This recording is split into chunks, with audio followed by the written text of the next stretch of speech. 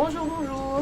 Comme vous l'avez peut-être lu ou remarqué, on est presque en direct dans nos vidéos. Donc ce que vous allez voir aujourd'hui, c'est ce qui vient de se passer cette semaine. Nous sommes le dimanche 15 octobre.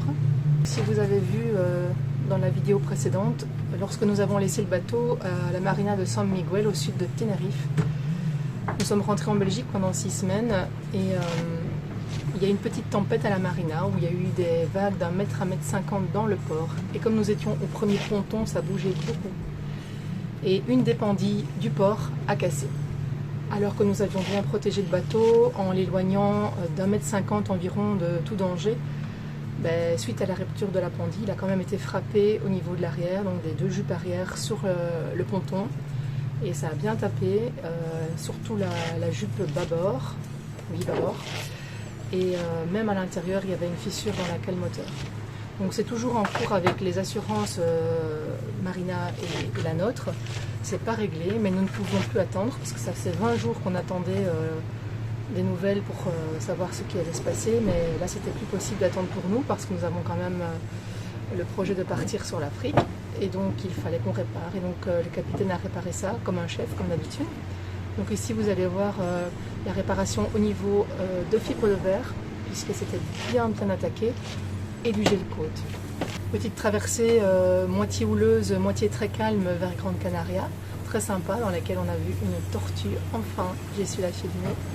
Et puis arrivé ici au sud-ouest de Grande Canaria, au mouillage à côté de Puerto Mogan. Nous sommes ici bien à l'abri du vent et des courants dominants qui viennent du nord-est. C'est très animé en journée parce que très touristique, et bon, ça c'est assez rigolo, ça bouge, mais c'est sympa. On ne s'ennuie pas, et puis on est souvent à terre. Par contre le soir, c'est calme plat et on dort comme des bébés, ça c'est génial. Je vais vous montrer un petit système qu'on a mis en place pour l'eau chaude. Parce qu'à bord, pour avoir de l'eau chaude, le boiler fonctionne soit sur le 220 volts quand on est au quai, soit sur les moteurs. Et quand on est au mouillage comme ça, c'est un peu dommage de faire fonctionner les moteurs. C'est gaspillé et puis c'est pas très écologique. Alors on a simplement fait un petit système avec une baudruche de 40 litres. Je vous montre ça. Alors voilà, on a acheté ça 12 €. C'est une douche, je l'avais présenté dans l'autre vidéo. C'est une douche de camping qui a un petit tuyau d'environ 80 cm avec une douchette au bout.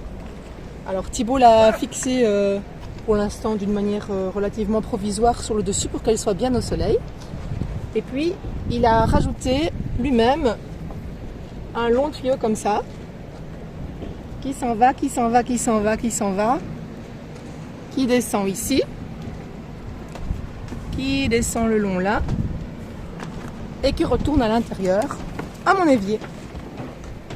Et donc en quelques heures, par exemple, s'il y a du soleil dès le matin, midi j'ai de l'eau chaude, mais bien chaude. Hein. Voilà, ça arrive ici. Hop. On a laissé pour l'instant le super embout qui était fourni avec, qui n'est pas extraordinaire, mais qui suffit largement. Et voilà. Ce qui me permet de faire la vaisselle à l'eau chaude et d'une manière écologique.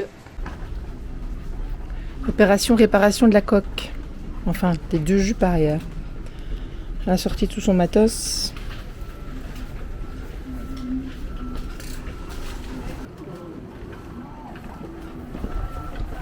Tu commences par faire quoi? Je ponce le gel côte.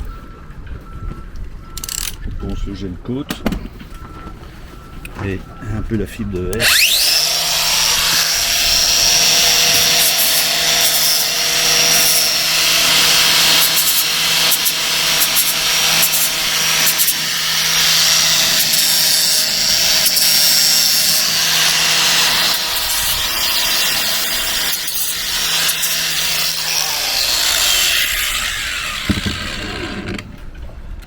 Il y a un joint, donc ça embête un peu.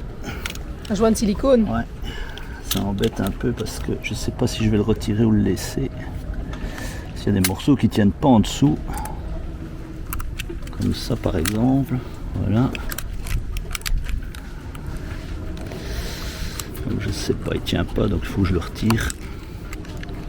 C'est la préparation du support, donc je retire tout ce qui n'accroche pas et je prépare pour que ça puisse bien coller après partout. Alors ici c'est compliqué parce que il y a un joint, il y a du gel coat à mettre. Et je voudrais que mon gel coat soit en dessous du joint, ce qui est logique. Et donc je dois le dégager bien en dessous, mais c'est pas évident du tout parce que en plus je suis à l'envers. Et oui, C'est un peu compliqué. voilà la position.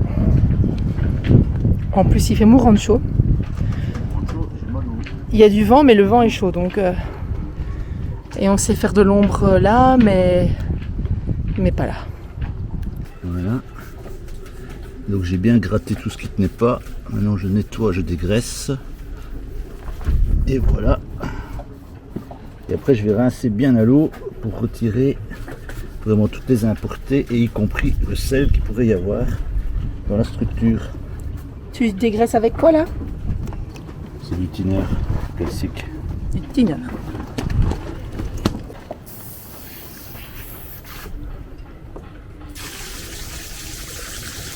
Et là c'est facile parce que j'ai la douche de pont juste à côté. Pendant que ça sèche côté tribord, elle va attaquer le côté bâbord. Le plus important des deux coups. Mais à cette heure-ci, c'est encore presque à l'ombre. Ça, c'est l'avantage.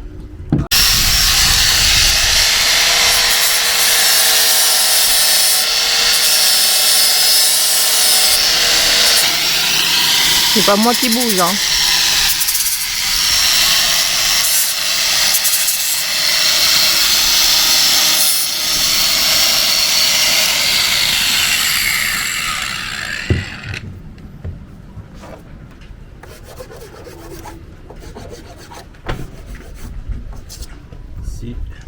Il manque de la fibre de verre, il faudra que j'en remette. J'enlève le joint pour que mon gel coat puisse aller bien au bout de la jonction ici. Et après je referai un joint au-dessus de tout. Donc il faut vraiment bien tout retirer. La préparation du support dans tout, c'est toujours le plus important. Les morceaux qui tombent. Il ramasse les grands morceaux quand même. Voilà, les petits, ma foi, on sait rien faire, malheureusement.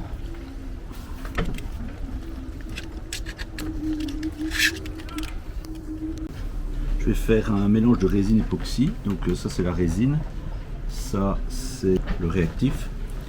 On met 2%, 98 doses de ça pour 2 de ça.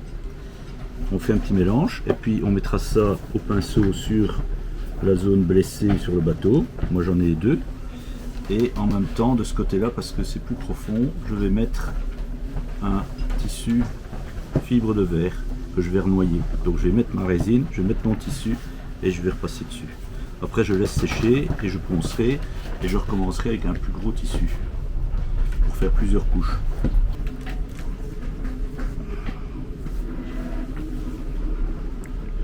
Une petite dose de polyester, hop, voilà.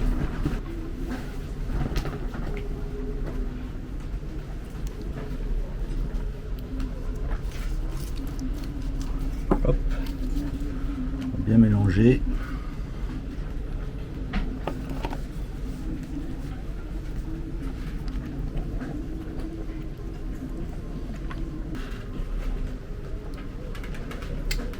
Mon petit pinceau et ma résine, ma fibre de verre.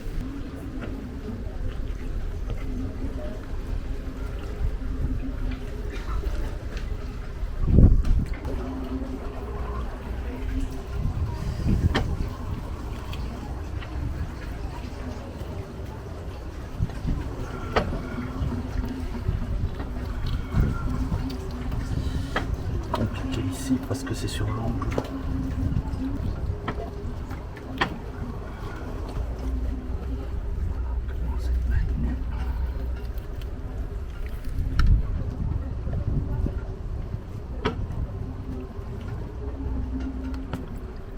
Je vais recouper un petit morceau.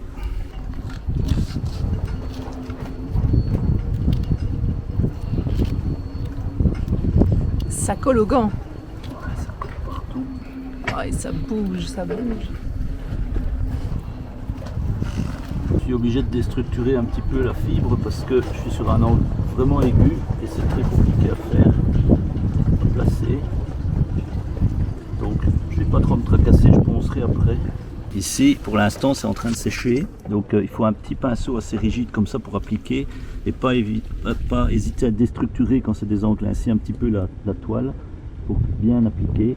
Et alors aux endroits un peu plus compliqués comme ici, j'ai mis des petites paillettes libres comme ça. C'est de la fibre de verre aussi libre qu'on mélange au polyester. Voilà. Donc là j'ai remis une deuxième couche, j'ai mis un deuxième filet et j'attends que ça sèche et après je vais passer probablement au gel coat. Peut-être une troisième couche, je sais pas, je vais voir. Il ne s'est pas toujours filmé parce que je lui sers de bras droit. Voilà. Alors on va préparer le gel coat.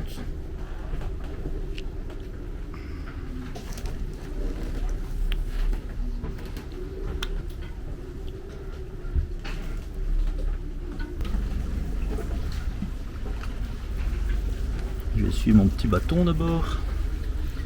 Je le mets là. Et on va mettre un petit peu de gel coat en plusieurs épaisseurs.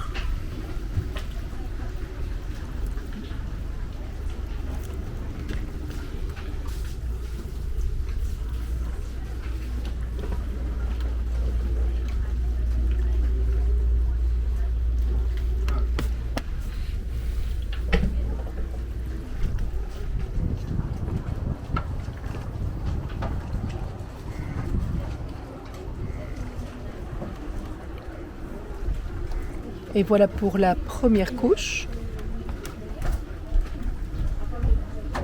Même opération sur la jupe tribord.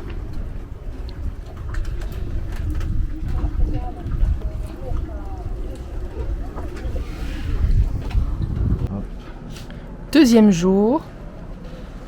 Deuxième couche. Gel coat.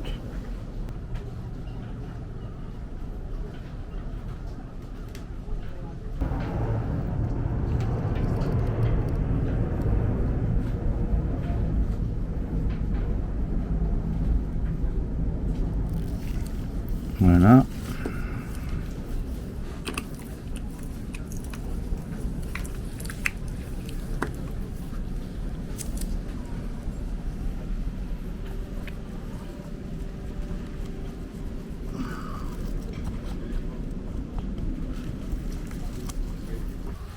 Donc là c'est sec en fait. Hein.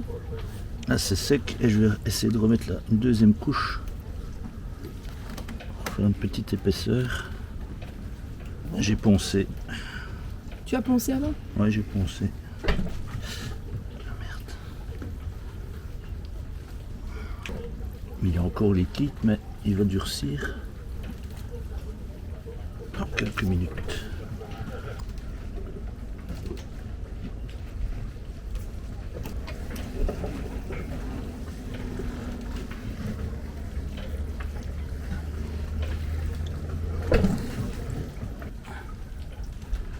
J'en remets encore, mais peut-être une troisième couche, je ne sais pas.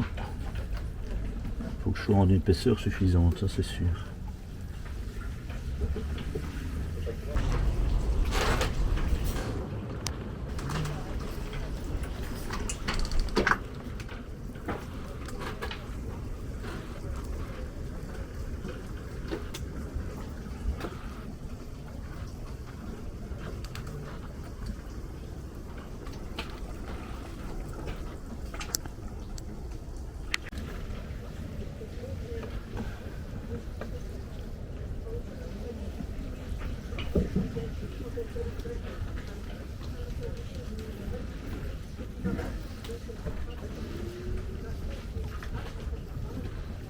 C'est vraiment embêtant qu'on est sur un angle.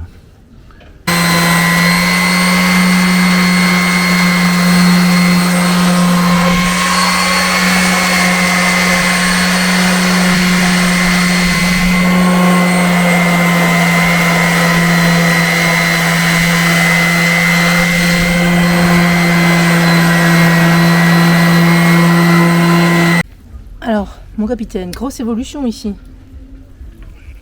Ça commence à ressembler à quelque chose. Comment est-ce que tu as fait pour avoir un résultat pareil? J'ai poncé avec mon sabot, j'ai poncé avec mes doigts. Avec tes doigts. Et j'ai poncé avec mes ponceuses. Et là maintenant tu finis avec quoi? Au Dremel. Mais je finis pas là, hein. J'égalise. Oui, je n'ai pas encore la finition. Après je dois lustrer.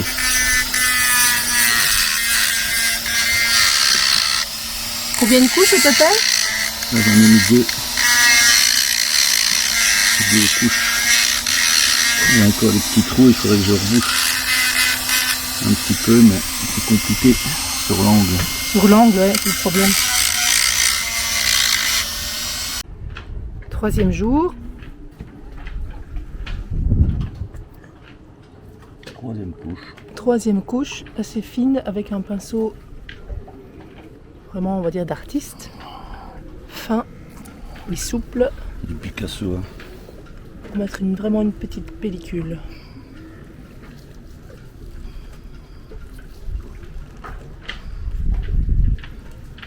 Là, ici, cette troisième couche est déjà mise. On va laisser sécher et puis reponcer.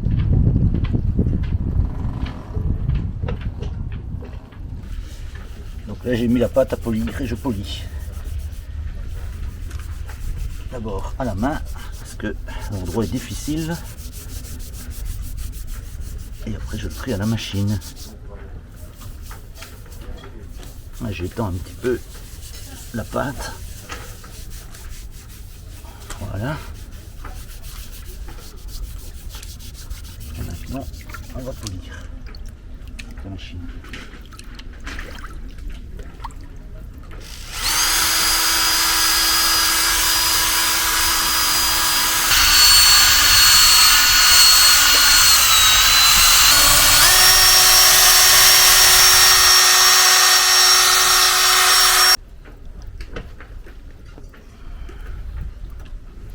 Je vais le faire en deux passes parce que il y en a beaucoup.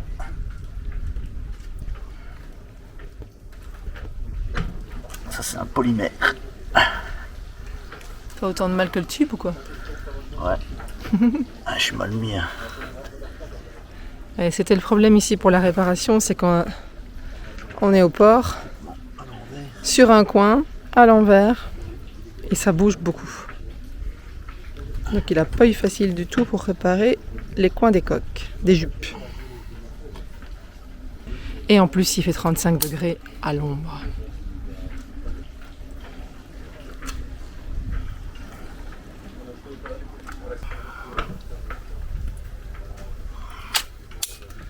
Bon, c'est lisser ça. Je ne sais pas comment je vais lisser ça avec ma petite cuillère. Ah, c'est pas mal. C'est un peu jaune parce que c'est un polymère. Ça va devenir blanc après. Oh là là là, c'est la merde.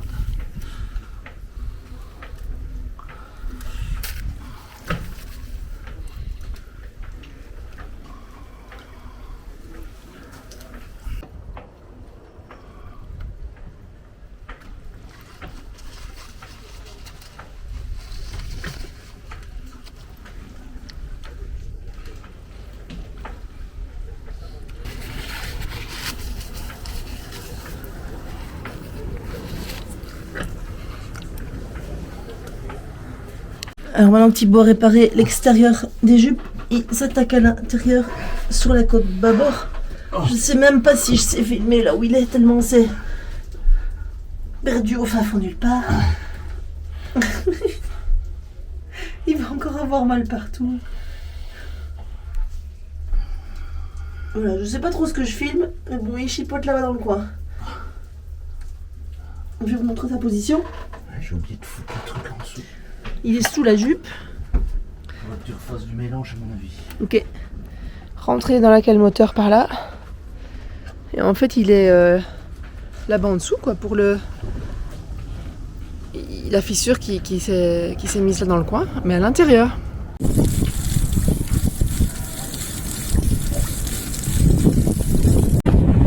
Moi, j'ai dit un gros mot, hein. Mais qu'est-ce que ça fait du bien, hein. Ouais. Après 2 mois, dont un peu plus de 20 jours coincés ici, la libération. On quitte la marina de San Miguel, on va mouiller juste à côté, à 1 heure de nave, à la Montaña Roja. pour faire un check des voiles jusque là, voir si tout va bien. Petit reportage dans mon lit au premier mouillage. Donc j'ai brossé mes dents comme ma maman me l'a appris. J'ai mis ma petite crème du soir. Alors on a 15 nœuds devant, donc c'est pas trop en rafale, sinon on a 10 nœuds. Ça bouge un petit peu comme on le voit ici à côté, ça bouge un petit peu. C'est mon témoin. Et j'ai Cécile qui regarde la télé à côté. Bonjour Cécile. Je regarde un film. Et on est tranquille. On est tranquille. On va partir demain à, je crois, 4 heures du matin, parce qu'on a 10 heures de navigation, et donc on voudrait bien arriver sur l'île d'à côté vers 4 heures, 16h. 15-16 heures. Donc il ne faut pas partir trop tard, parce que l'idée c'est d'arriver très tôt au mouillage, pour qu'on puisse voir clair et s'installer correctement. Voilà.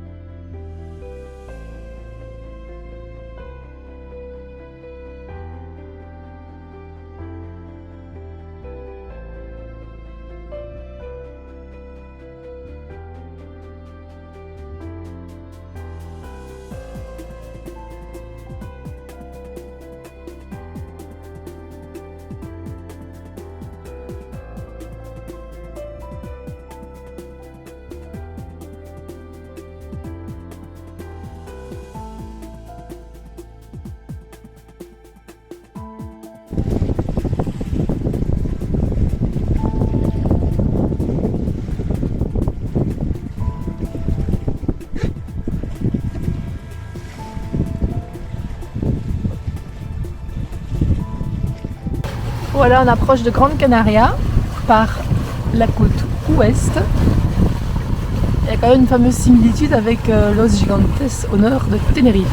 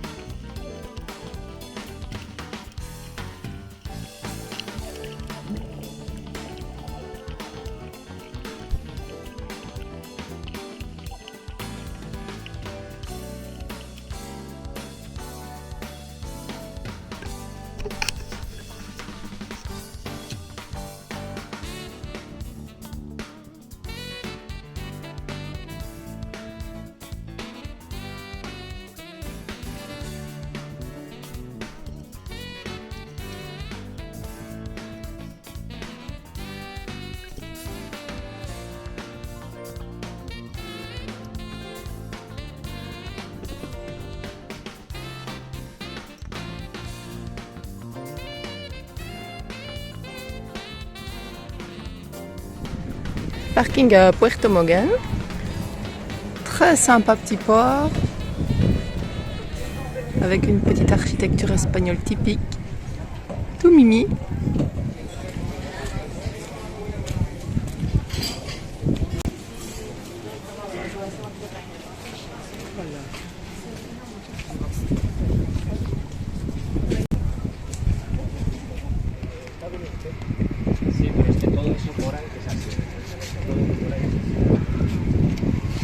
Le fond du port de Puerto Mogen.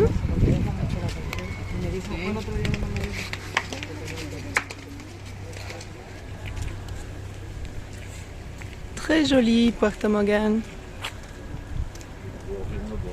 Et nous on est au mouillage là-bas tout au bout, devant les falaises.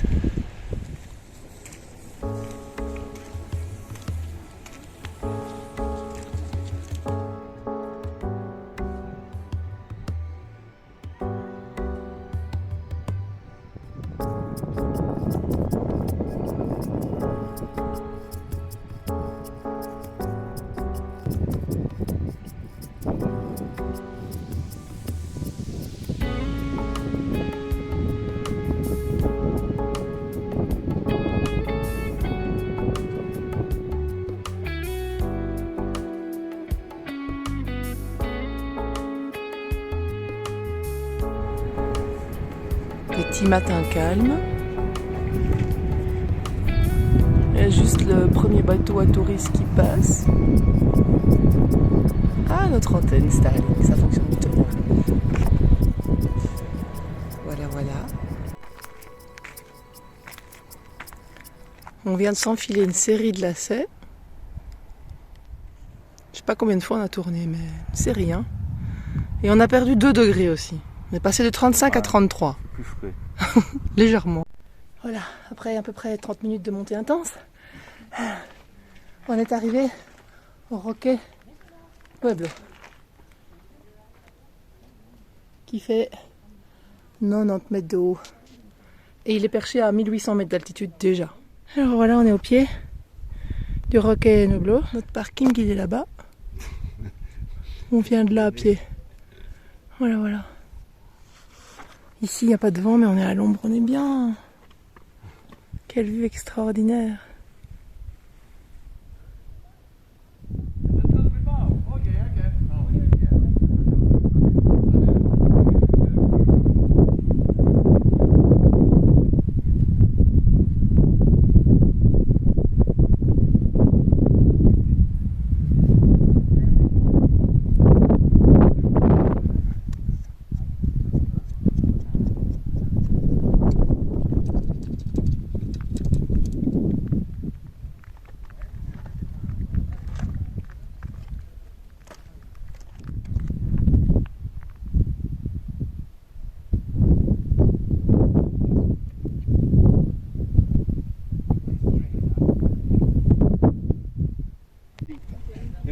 Point culminant de l'île, Pico de las Nieves.